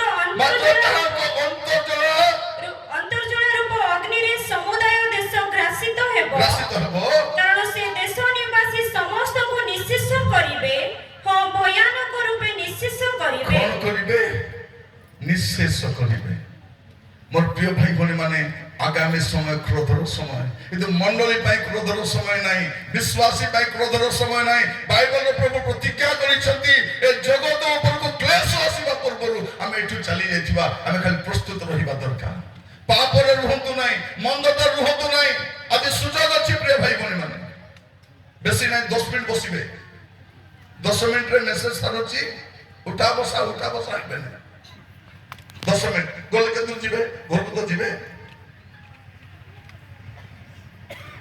ଆଗାମୀ ସମୟ ପ୍ରିୟ ଭାଇ ଭଉଣୀ ମାନେ ସେଦିନ ଭୟଙ୍କର ଦିନ ଥିବ ମାନେ ସେଇ ଦିନର ପରିକଳ୍ପନା କରି ହେବ ନାହିଁ ଯଦି ଆପଣ ଦେଖିବେ ଆମ ଭବିଷ୍ୟତକର୍ତ୍ତାଙ୍କ ପୁସ୍ତକ ତାର 5 ପର୍ବ ତାର 18-19 ପଦ ଆମ 5 ପର୍ବ 18-19 ପଦ ହାୟ ସଦାପ୍ରଭୁଙ୍କର ଦିନ ବାଞ୍ଛାକାରୀ ମାନେ ତୁମ୍ଭେମାନେ କାହିଁକି ସଦାପ୍ରଭୁଙ୍କର ଦିନ ବାଞ୍ଛା କରୁଅଛ ତାହା ଅନ୍ଧକାରମୟ ଦୀପ୍ତିମୟ ନୁହେଁ କୌଣସି ମନୁଷ୍ୟ ସିଂହଠାରୁ ପଳାଇ ଯେପରି ଭଲ୍ଲୁକର ହାବୁଡରେ ପଡ଼ିଲା ଲୋକ କଣ କଲା ସିଂହରୁ ପଳେଇଲା ଭାବୁଛି ଯାହା ସିଂହଠୁ ରକ୍ଷା ପାଇଗଲି ବୋଲା ବେଳକୁ କାହାର ହାବୁଡରେ ପଡିଛି ଭାଲୁର ହାବୁଡରେ ପଡିଛି ତାପରେ ଅଥବା ଗୃହ ମଧ୍ୟରେ ପ୍ରବେଶ କରି କାନ୍ଥ ଉପରେ ହସ୍ତ ସେ ଦିଏ ଭାଲୁ ସିଂହରୁ ରକ୍ଷା ପାଇଲା ଘରେ ପଶିଲା ବେଳକୁ କାନ୍ଥରେ ହାତ ଦେଲା ବେଳକୁ ସର୍ପ ତାହାକୁ ଦଂଶନ କଲା ସଦାପ୍ରଭୁଙ୍କ ଦିନ ଦୀପ୍ତିମୟ ନ ହୋଇ କି ଅନ୍ଧକାରମୟ ନ ହୋଇ ଆଗାମୀ ସମୟ ମନେ ରଖିଥାନ୍ତୁ ଜଗତ ପାଇଁ ଭଲ ସମୟ ନାହିଁ ପ୍ରଭୁଙ୍କର କ୍ରୋଧ ଆସୁଛି ପ୍ରଭୁଙ୍କ ଦଣ୍ଡ ଆସୁଛି ସର୍ବନାଶ ଆସୁଛି ଉଜାଡ ଆସୁଛି ଭଲ ସମୟ ନାହିଁ ପୃଥିବୀର କୌଣସି ସରକାର ପୃଥିବୀକୁ ସମ୍ଭାଳି ପାରିବେ ନାହିଁ କୌଣସି ସରକାର କାଲି ମୁଁ ତାହା କହିବା ପାଇଁ ଚାହେଁ ଆଗାମୀ ସମୟରେ ପୃଥିବୀର କୌଣସି ସରକାର ପୃଥିବୀକୁ ଭଲ ସମୟ ଦେଇପାରିବ ନାହିଁ କାରଣ ଆଗାମୀ ସମୟ ଭୟଙ୍କର ସମୟ ଆମେ ସେଇ ଆଡ଼କୁ ଯାଉଛୁ ଆମେ ବୁଝିପାରୁନାହୁଁ ଏବେ ଗ୍ୟାସ୍ ମିଳୁନାହିଁ ଆପଣ କନ୍ଧମାଳରେ ଅଛନ୍ତି ବୋଲି ଭୋରରେ ଅଛନ୍ତି ଆମେ ଆସିଲା ବେଳେ ବାଟରେ ସବୁ ଜଳଖିଆ ଦୋକାନ ବନ୍ଦ କାହିଁକି ବନ୍ଦ କରିଛ ଗ୍ୟାସ୍ ନାହିଁ ଲାଷ୍ଟକୁ ପାଣି ମିଳିବ ନାହିଁ ଔଷଧ ମିଳିବ ନାହିଁ ବ୍ୟାଙ୍କରେ ପଇସା ରଖିଲେ ଉଠାଇ ହେବ ନାହିଁ କେମିତି କରିବେ ଆଗାମୀ ସମୟ ଦେଖନ୍ତୁ ଆହୁରି କଣ ଘଟିବା ପାଇଁ ଯାଉଛି ଏ ସବୁ ସମସ୍ୟା କାହାକୁ ଆଭାସ କରୁଛି? ଆମର ଯିବାର ଆଉ ଶୈତାନର ଆସିବାର ଟାଇମ୍ ଆସିଗଲାଣି। ଆପଣ ଯିବା ପାଇଁ ରେଡି ଥାନ୍ତୁ ସମସ୍ତେ। ମୋର ପ୍ରିୟ ଭାଇ ଭଉଣୀ ମାନେ, ଆଗାମୀ ସମୟ ଜଗତ ପ୍ରଭୁଙ୍କର କ୍ରୋଧକୁ, ପ୍ରଭୁଙ୍କ ଦଣ୍ଡକୁ ଦେଖିବ, କିନ୍ତୁ ଖ୍ରୀଷ୍ଟାଶ୍ରିତ ବିଶ୍ୱାସୀ ମାନେ ମେଘମାଳାକୁ ଯିବା ପାଇଁ ପ୍ରସ୍ତୁତ ହୁଅନ୍ତୁ। ଆମମାନଙ୍କର ଦ୍ୱିତୀୟ ଅପେକ୍ଷା ନାହିଁ। ଫିଲିପିଓ ପୁସ୍ତକ ଯଦି ପଢିବେ 3 ପର୍ବ 20-21 ପଦ, ଫିଲିପିଓ 3 ପର୍ବ 20-21 ପଦ। ହଁ, ଆମ୍ଭେମାନେ ତ ସ୍ୱର୍ଗର ପ୍ରଜା। ଆମେ କୋଉଠର ପ୍ରଜା? ଆମେ କନ୍ଧମାଳରେ ଅଛୁ, ଓଡ଼ିଶାରେ ଅଛୁ, ଭାରତରେ ଅଛୁ, କିନ୍ତୁ ଆମେ କୋଉଠର ପ୍ରଜା? ହଁ, ଆମେ ଅଛୁ ଭାରତର ନାଗରିକ। ଏ ସମ୍ବିଧାନ ଅନୁସାରେ ପ୍ରିୟ ଭାଇ ଭଉଣୀ ମାନେ ଆମେ ସମସ୍ତେ ଭାରତର ନାଗରିକ, କାରଣ ଆମେ ଭାରତରେ ଜନ୍ମ ହେଇଛୁ, ଭାରତର ନାଗରିକ। କିନ୍ତୁ ଆମକୁ ଧାର ପାଇଥିବାର ଆମେ କୋଉଠର ନାଗରିକ? ସ୍ୱର୍ଗର। ତ ଭାରତ ହଉଛି ଆମର ଜନ୍ମସିଦ୍ଧ ଅଧିକାର, ଆଉ ସ୍ୱର୍ଗ ହଉଛି ଆମର ଦାୟିତ୍ୱ ନେବା ପାଇଁ ଇଚ୍ଛା କରୁଛି। ସବୁ ରେଡି ହେଇଗଲାଣି। ଏବେ ଗାଁ ମାନଙ୍କର ପାଣି ସପ୍ଲାଇ କରବାର କି ଦରକାର? ପାଣି ଆସିବ କୋଉଠୁ? ସେଇଠୁ ପାଇପରେ ଆସିବ ପାଣି। କାହିଁକି ଆସିବ? ଚିହ୍ନ ନ ଲଗାଇଲେ ତମକୁ ପାଣି ମିଳିବ ନାହିଁ ବୋଲିବ। ଆଗ ତ ଗ୍ୟାସ୍ ଆଣି କିଣିଥିଲୁ କି ନାହିଁ, ଏବେ ଗ୍ୟାସ୍ ମଧ୍ୟ ପାଇପରେ ଆସିବ। ସେ ଚିହ୍ନ ନ ଦେଲେ ମିଳିବ ନାହିଁ। ହଁ, ଏବେ ଦେଖନ୍ତୁ ଆଧାର କାର୍ଡ, ଭୋଟର କାର୍ଡ, ସବୁ କାର୍ଡ ଦରକାର। ଚାଉଳ ପାଇଁ ମଧ୍ୟ କି ଚିହ୍ନ ଦରକାର? ତମ ଟିପ, ତମ ଆଖି ସବୁ ଦରକାର। ଆମେ ତ ଭାରତର ନାଗରିକ, ଦେଲେ ହେବ କି ନାହିଁ? ଆମର ସବୁ ବାହାରେ ବୁଲୁଛି। ଏ ସବୁକୁ ମିଶାଇ କରି ଗୋଟେ ଚିହ୍ନ ତିଆରି କରାଯିବ। ଆଉ ସେ ଚିହ୍ନ ଗ୍ରହଣ ନ କଲେ ଆପଣ ବସ୍ରେ ବି ଯାଇପାରିବେ ନାହିଁ, ଟ୍ରେନରେ ଯାଇପାରିବେ ନାହିଁ, ସ୍କୁଲକୁ ଯାଇପାରିବେ ନାହିଁ, ବ୍ୟାଙ୍କରୁ ପଇସା ଉଠାଇ ପାରିବେ ନାହିଁ, ପାଣି ମଧ୍ୟ ମିଳିବ ନାହିଁ, ରାସ୍ତାରେ ଚାଲିପାରିବେ ନାହିଁ। ଏବେ ଯୋଉମାନଙ୍କର କାର୍ ଅଛି ଜାଣିଛନ୍ତି, ତମେ ଦେଖିବେ ସେ ଯୋଉଠି ଛକ ଗୁଡାକରେ ଅଟକାଉଥିବେ ଗାଡିରୁ ପଇସା ଆଦାୟ କରୁଥିବେ ଟୁଲ ଗେଟ୍ରେ, ଆଉ ପଇସା ନେଉନାହାନ୍ତି। ସେ କାର୍ର ବସ୍ ସାମ୍ନାରେ ଗୋଟେ ଲାଗିଥାଉଛି ଫାଷ୍ଟଟ୍ୟାଗଟା। ସେ କଣ କରୁଛି? କ୍ୟାମେରା ଦୂରରୁ ସେ ଫଟୋ ଉଠେଇ ଦଉଛି, ଗେଟ୍ ଟେକିଦେଲେ ଗାଡି ପଳଉଛି। ଆଗକୁ ସେମିତି ଏକା ଆମର ଦେହରେ ଲଗାଇବେ, ଦୋକାନରେ ଗଲେ ସାମାନ କାଢି ଆଣିବୁ, ପଇସା ଦେବା ଦରକାର ନାହିଁ, ପଇସା ଆମର ଆକାଉଣ୍ଟ ରଖା କଟିଯିବ। ଆଗକୁ ଟିକେ ଦେଖ, ବେଶୀ ସମୟ ନାହିଁ, ସବୁ ରେଡି ହେଇଯାଇଛି, ସବୁ ରେଡିରେ ଅଛି, ଖାଲି ମଣ୍ଡଳୀ ଯିବାର ବାକି ଅଛି। ଯୋଉଦିନ ମଣ୍ଡଳୀ ଏ ଜଗତରୁ ଚାଲିଯିବ, ତା ପର ସମୟ ମନୁଷ୍ୟ ମାନେ ପରିକଳ୍ପନା ବି କରିନାହାନ୍ତି, କୌଣସି ବୈଜ୍ଞାନିକ, କୌଣସି ଜ୍ଞାନୀ ବି ଚିନ୍ତା କରିନାହାନ୍ତି। ସେଇ ପ୍ରକାର ଗୋଟେ ସମୟ ଆଗକୁ ଆସୁଛି। ଆମେ କଣ କରିବା? ଆମେ ପ୍ରସ୍ତୁତ ହେବା ଦରକାର। ଆମେ ପ୍ରସ୍ତୁତ ହେବା ଦରକାର ଖ୍ରୀଷ୍ଟଙ୍କୁ ସାକ୍ଷାତ କରିବା ପାଇଁ। ମୋର ପ୍ରିୟ ଭାଇ ଭଉଣୀ ମାନେ, ପ୍ରଭୁ ଆମମାନଙ୍କୁ ପ୍ରତ୍ୟେକକୁ ଅନୁଗ୍ରହ କରନ୍ତୁ। ଏ ସୁଯୋଗ କାହିଁକି ଦିଆଯାଇଛି? ଯୀଶୁ କାହିଁକି ଆସୁନାହାନ୍ତି? ଏ କ୍ରୋଧ ତ ଆସୁଛି, ହେଲେ କ୍ରୋଧ ଆସିବା ପୂର୍ବରୁ ମଧ୍ୟ ଯୀଶୁ କାହିଁକି ଆସୁନାହାନ୍ତି? ଗୋଟେ କାରଣ, ସୁଯୋଗ ସବୁ ଦଉଛନ୍ତି। ଦ୍ୱିତୀୟ ପିତର 3 ପର୍ବ 9 ପଦଟି ପଢିବେ। ଦ୍ୱିତୀୟ ପିତର 3 ପର୍ବ ତାର 9 ପଦ।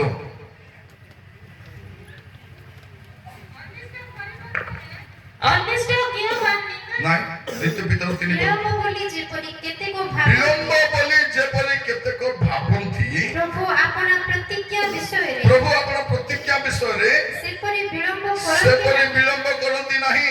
କିନ୍ତୁ ଯେପରି କେହି ବିନଷ୍ଟ କିନ୍ତୁ ନ ହୁଅ, ଯେପରି କେହି ବିନଷ୍ଟ ନ ହୁଅନ୍ତି, ବରଂ ସମସ୍ତେ ମନ ବରଂ ସମସ୍ତେ ପରିବର୍ତ୍ତନ ମନ ପରିବର୍ତ୍ତନ କରନ୍ତି। ଏହା ଇଚ୍ଛା କରି ସେ ତୁମମାନଙ୍କ ଏହା ପ୍ରତି ଇଚ୍ଛା କରି ସେ ତୁମମାନଙ୍କ ପ୍ରତି ଦୀର୍ଘ ସହିଷ୍ଣୁ ଅଟନ୍ତି। ସମସ୍ତଙ୍କ ପ୍ରତି ଦୀର୍ଘ ସହିଷ୍ଣୁ। ମୋର ପ୍ରିୟ ଭାଇ ଭଉଣୀ ମାନେ, କେହି ଲୁଚି ପାରିବ ନାହିଁ। ଯଦି ସମୟ ଥାଉ ଥାଉ ଜୀବନ ସଜାଡ଼ିବ ନାହିଁ, ପାପରୁ ଫେରିବ ନାହିଁ, ମନ୍ଦତରୁ ଫେରିବ ନାହିଁ, ଲୁଚି ପାରିବ ନାହିଁ। ସେ ଅବଦ୍ୟ ପୁସ୍ତକ ଯଦି ପଢିବେ ତାର 4 ପଦ, ଅବଦ୍ୟ ପୁସ୍ତକରେ ଗୋଟିଏ ଅଧ୍ୟାୟ ଅଛି, ତାର 4 ପଦଟି ପଢନ୍ତୁ। ଆମେ ପ୍ରାର୍ଥନା କରିବା ପାଇଁ ଯିବା 4 ପଦ ପଢିକି। ହଁ, ଅବଦ୍ୟ ତାର 4 ପଦ, ଖାଲି 4 ପଦ। ସଦାପ୍ରଭୁ କହନ୍ତି, ସଦାପ୍ରଭୁ କହନ୍ତି, ତୁମ୍ଭେ ଯଦିବି ଉତ୍କର୍ଷ ପକ୍ଷୀ ତୁମେ ପରି ଯଦ୍ୟପି ଉତ୍କର୍ଷ ପକ୍ଷୀ ପରି ଊର୍ଦ୍ଧ୍ୱକୁ ଉଠ, ଊର୍ଦ୍ଧ୍ୱକୁ ଉଠ, ତୁମ୍ଭର ବସା ଯଦିବି ଯଦ୍ୟପି ତୁମର ବସା ତାରାର ମଧ୍ୟରେ ସ୍ଥାପିତ ହୁଏ, ତଥାପି ଆମ୍ଭେ ସେଠାରୁ ତୁମ୍ଭକୁ ଓହ୍ଲାଇ ଆଣିବା। ତୁମକୁ ଘୋଷାଡ଼ିକି ଆଣିବା। ପୃଥିବୀରେ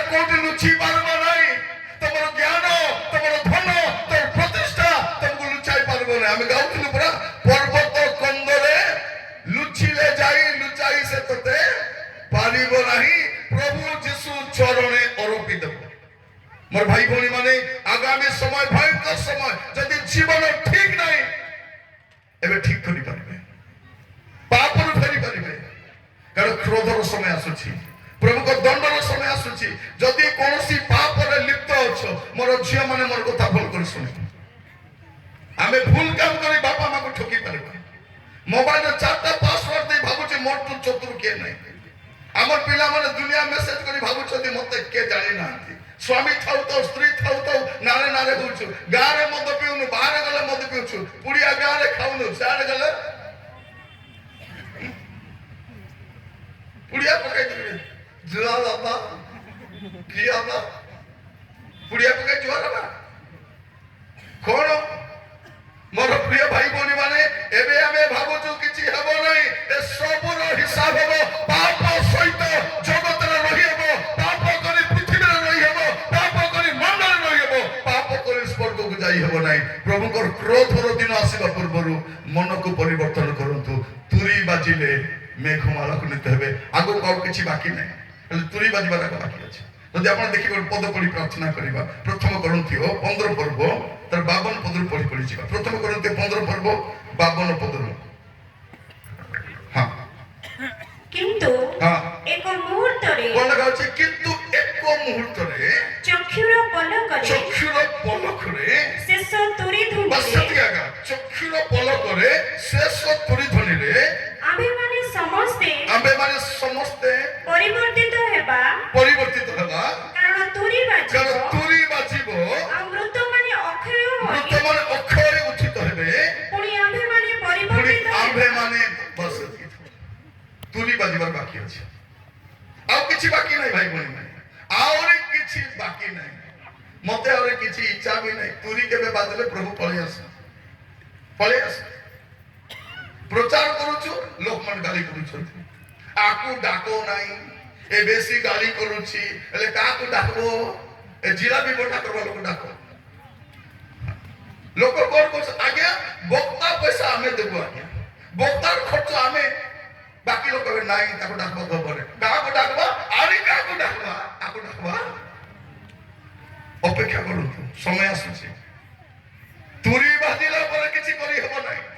প্রিয় ভাই বোন মানে আমাকে মধ্যে আপনাকে খুশি কলা বলে প্রচার করে জনা, কিন্তু এটা খুশি করবার সময় নাই। এটা জীবন সজাড়িবার সময়, পাপর ফেরিবার সময়, মন্দতর ফেরবার সময়। পুরি বাজিলা পরে আপনারা কিছু করি পারিবে নাই। যদি মোর জীবন ঠিক নাই, আপনার জীবন ঠিক নাই। বিশ্বাসী মানুষ তো মিশ্রিকে নাচি দেলে কোন বলে কହୁଛନ୍ତି? এ বক্তা নাই, আকু বক্তা কে কলা? ড্যান্সার, মুই বলি ড্যান্সার, दूसरे তো ড্যান্সার। হ্যাঁ 10টা অপেরার নাচিছি আর 5টা সিনেমার নূয়া অ্যাক্টিং করেছি। ঠিক ভাই পরিমাণে আমি আদিবাসী লোক, আমি জানিবা দরকার যে নৃত্য পাপ নୁହେଁ।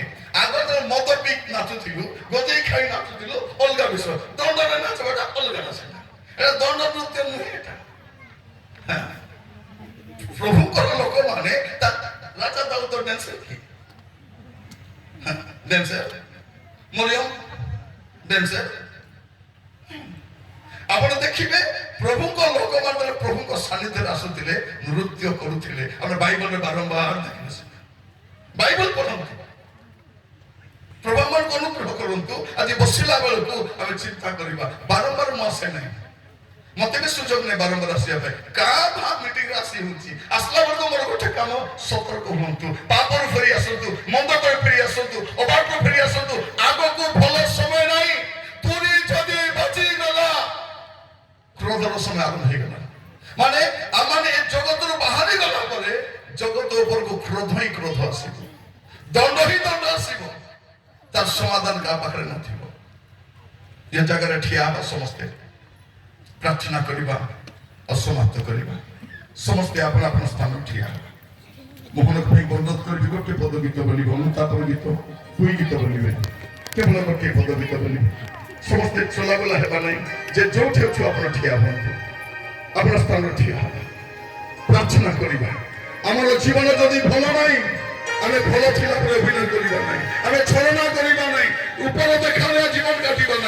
ସୁଯୋଗ ଅଛି ଫେରି ଆସିବା ଅନୁତାପ କରିବା ହାତ ଯୋଡ଼ିବା ମୁଣ୍ଡ ନୁଆଇବା ପ୍ରଭୁଙ୍କ ପାଖକୁ ଯିବା ସମସ୍ତେ ଇଆଡ଼େ ସିଆଡ଼େ ଦେଖନ୍ତୁ ନାହିଁ ଯେ ଜୀବନକୁ ଦେଖନ୍ତୁ ନିଜ ଜୀବନକୁ ଅନାନ୍ତୁ ଯଦି ଜୀବନ ଭଲ ନାହିଁ ମୋର ଭାଇ ଭଉଣୀ ମାନେ ସଜାଡ଼ି ଦିଅନ୍ତୁ ଅଭିନୟ କରିବା ସମୟ ନାହିଁ ଛଳନା କରିବା ସମୟ ନାହିଁ ଲୋକ ପାଖରେ ଦେଖା ହେବା ସମୟ ନାହିଁ କ୍ରୋଧର ସମୟ ଆସୁଛି ଦଣ୍ଡର ସମୟ ସର୍ବନାଶର ସମୟ ଆସୁଛି ଉଜାର କ୍ରୋଧର ସମୟ ଆସୁଛି ପାପରୁ ଫେରି ଆସନ୍ତୁ ମନ୍ଦତରୁ ଫେରି ଆସନ୍ତୁ ଆଗାମୀ ସମୟ ବଞ୍ଚି ପାରିବେ ନାହିଁ କେବଳ ମଣ୍ଡଳୀ ଯିବା ପାଇଁ ପ୍ରସ୍ତୁତ ମଣ୍ଡଳୀ ଗଲା ପରେ କ୍ରୋଧ ଆରମ୍ଭ ହବ ଦଣ୍ଡ ଆରମ୍ଭ ହବ ଭୟଙ୍କର ସମୟ ମଣ୍ଡଳୀକୁ ପ୍ରଭୁ ପ୍ରତିଜ୍ଞା କରିଛନ୍ତି ସେ କ୍ଲେଶରୁ ରକ୍ଷା କରିବ ବୋଲି ଭାଇ କେବଳ ଗୋଟିଏ ପଦ ଆଉ ପ୍ରସାଟିଏ ବୋଲିବେ ତାପରେ ଆମେ ପ୍ରାର୍ଥନା କରିବା ପାଇଁ ଯିବା ୟେସ୍ ଲର୍ଡ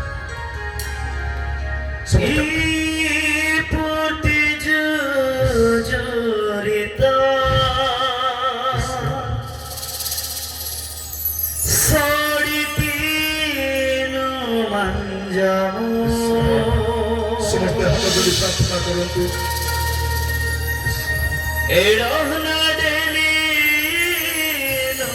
ପ୍ରଭୁ ମଣ୍ଡାନେ ଯେତମୁ ଏପଟେ ଯୋଡ଼ିତା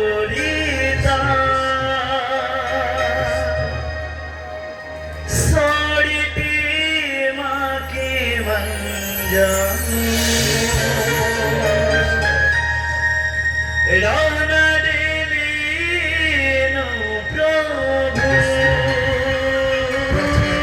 ପ୍ରାର୍ଥନା କରନ୍ତୁ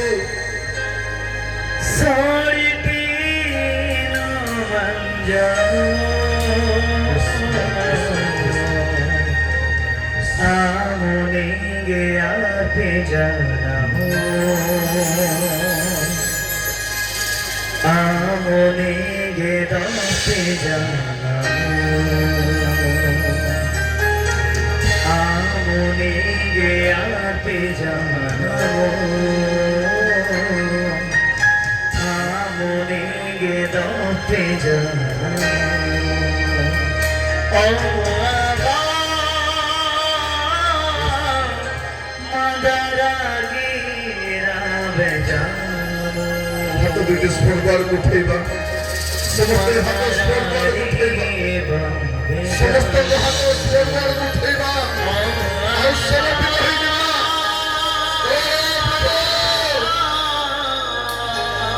Yes, Lord. Yes, Lord. Yes, Lord. Prabhu. दया करो राजा दया करो राजा दया करो दया करो दया करो दया करो प्रभु हे प्रभु अनुग्रह करो बापा मोर पुଅ ମାନେ ଝିଅ ମାନେ ଭାଇ ଭଉଣୀ ମାନେ ଏଟା ପାପରୁ ଫେରିବା ସମୟ ଅନୁତାପ କରିବା ସମୟ କ୍ରୋଧ ଆସୁଛି ଦଣ୍ଡ ଆସୁଛି ସର୍ବନାଶ ଆସୁଛି ଉଦ୍ଧାର ଆସୁଛି ଆଉ ତା ପ୍ରଭାବ ଜଗତରେ ଆସୁଛି ଜଗତ ପ୍ରତି ବିପତ୍ତି ମାଡ଼ି ଆସୁଛି ଭୟଙ୍କର ସମୟ ମାଡ଼ି ଆସୁଛି ୟେସ୍ ୟେସ୍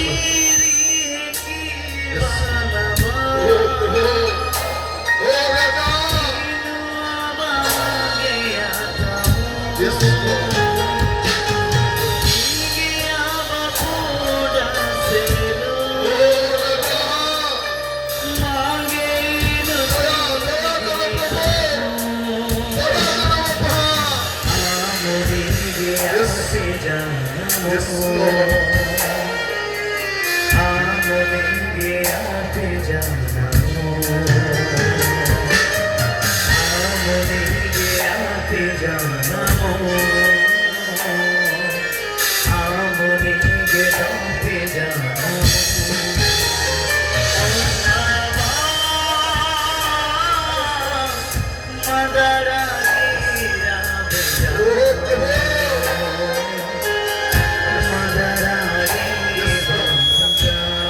Yes, Lord.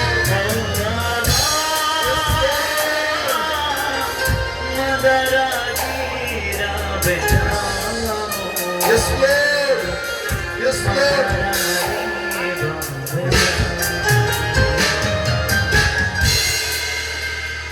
ହାତ ଦୁଇଟି ସ୍ପୋର୍ଟବାର ଉଠେଇବା ଆମମାନଙ୍କ ମଧ୍ୟରେ ସୁନୀଲ ପ୍ରଧାନ ଆଜ୍ଞା ଅଛନ୍ତି ସେମାନଙ୍କୁ ପ୍ରାର୍ଥନା କରେଇ ନେବେ ସମସ୍ତେ ପ୍ରାର୍ଥନାରେ ମନ ଦେବା ଆପଣ ଯେମିତି ଆସିଛନ୍ତି ସେମିତି ଯାଆନ୍ତୁ ନାହିଁ କାରଣ ଜଗତ ରହିଲା ଭଳିଆ ଜାଗା ନାହିଁ ରହିବା ପାଇଁ ଚେଷ୍ଟା କରନ୍ତୁ ନାହିଁ ପୁଲିସ ଶବ୍ଦ ହେଲେ ଯିବା ପାଇଁ ପ୍ରସ୍ତୁତ ହୁଅନ୍ତୁ ଏ ଜଗତ ଉପଭୋଗ କରିବା ବିଷୟ ନୁହେଁ ଏ ଜଗତ ଦୁଃଖ ଭୋଗ ପାଇଁ ପ୍ରସ୍ତୁତ ହେଉଛି ଏ ଜଗତ ଗୋଟେ ସଙ୍କଟ ଆସୁଛି ପାପ ଲୁଚାନ୍ତୁ ନାହିଁ ପାପ ଲୁଚାଇବାର ବିଷୟ ନୁହେଁ ପାପ ସ୍ୱୀକାର କରି ଛାଡ଼ିବାର ବିଷୟ ଯଦି ପବିତ୍ର ହେବେ ତେବେ ଏହି ପ୍ରଭୁଙ୍କ ରାଜ୍ୟକୁ ଯାଇପାରିବେ ନଚେତ କ୍ରୋଧର ଶିକାର ହେବେ ପ୍ରଭୁ ଆମକୁ ବାଛି ନାହାନ୍ତି କ୍ରୋଧ ପାଇଁ ପ୍ରଭୁ ଆମକୁ ବାଛି ନାହାନ୍ତି ଦଣ୍ଡ ପାଇଁ ଯଦି ପ୍ରଭୁ ଇଚ୍ଛା କରୁନଥିବା ପାପ ଗୁଡ଼ାକ ଆମ ଜୀବନ ରହିଥିବ ଆମେ ପ୍ରଭୁଙ୍କର ଆଶୀର୍ବାଦ ପାତ୍ର ନୁହେଁ ଆମେ ଦଣ୍ଡର ଶିକାର ହେବୁ ପ୍ରଭୁ ଦାସ ଆମକୁ ପ୍ରାର୍ଥନାରେ କରେଇ ନେବେ ପ୍ରାର୍ଥନା କରିବା ध्यान चेगा नवगति मायावती माई पेंती प्रभु हमने के तो विभाजन हो प्रभु प्रभु इनवादर प्रार्थना विद्या प्रभु ओ प्रभु ने पूर्ति मान दिया है प्रभु ओ प्रभु ने पूर्ति तरीका वांछा ओ प्रभु ने पूर्ति तरीकी बात समझ ओ प्रभु सोना की बात बिगड़ो तो बात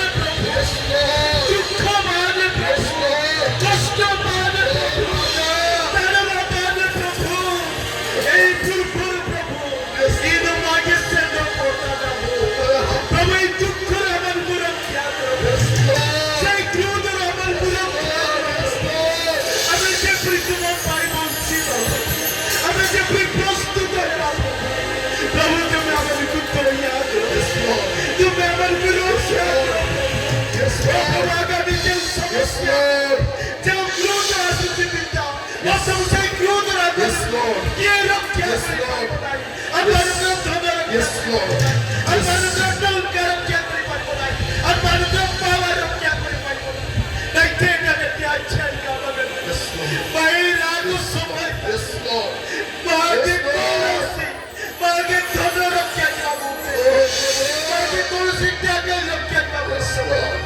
प्रभु तुम्हें मध्य से क्रोध रक्षा करो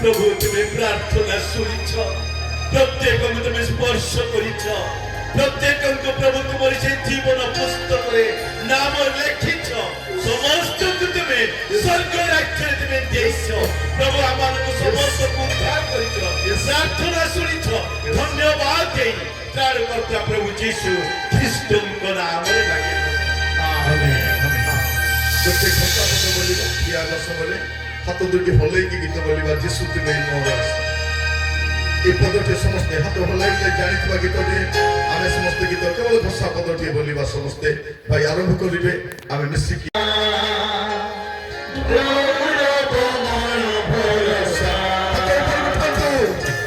जीसु तुमे मोर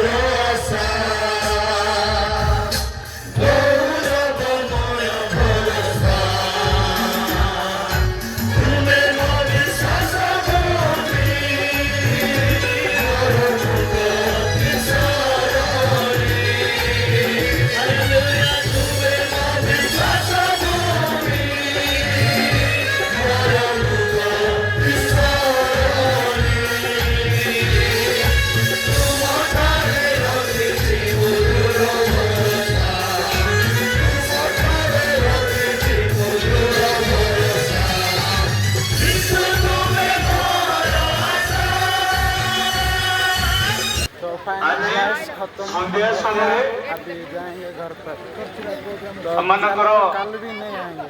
ବକ୍ତା ମହାଶୟ ସଲମିନ ଥମାସ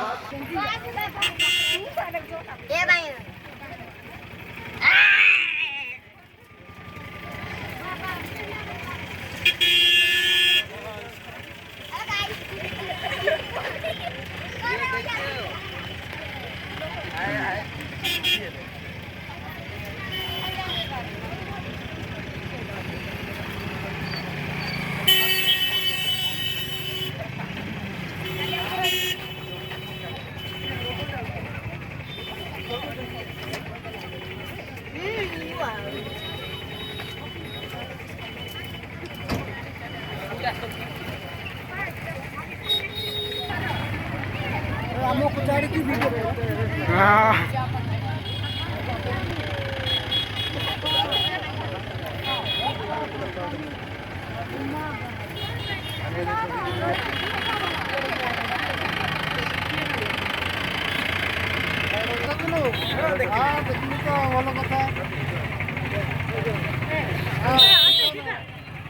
हाँ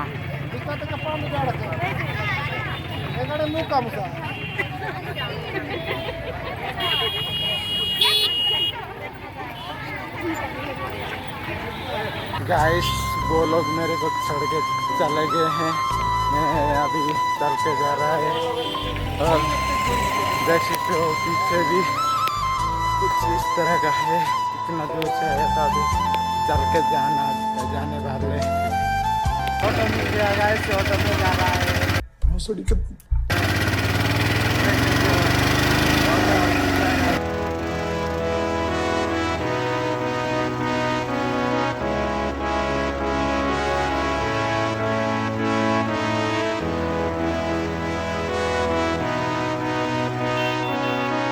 तो गाइस वीडियो अच्छा नहीं लगा तो जरूर से डिसलाइक मार देना, और मेरा वीडियो देखने के लिए अच्छा नहीं लगता तो अनसब्सक्राइब कर दो। देखने के लिए मन नहीं है तो अनसब्सक्राइब कर दो। मैं जबरदस्ती नहीं कहता कि मेरी वीडियो जबरदस्ती देखो, और तुम्हारे मर्जी जो मर्जी है वही करो। और तुम मेरा वीडियो देखना नहीं चाहते तो डिसलाइक जरूर से कर देना। ओके, और मिलते हैं नेक्स्ट वीडियो में। तब तक के लिए बाय।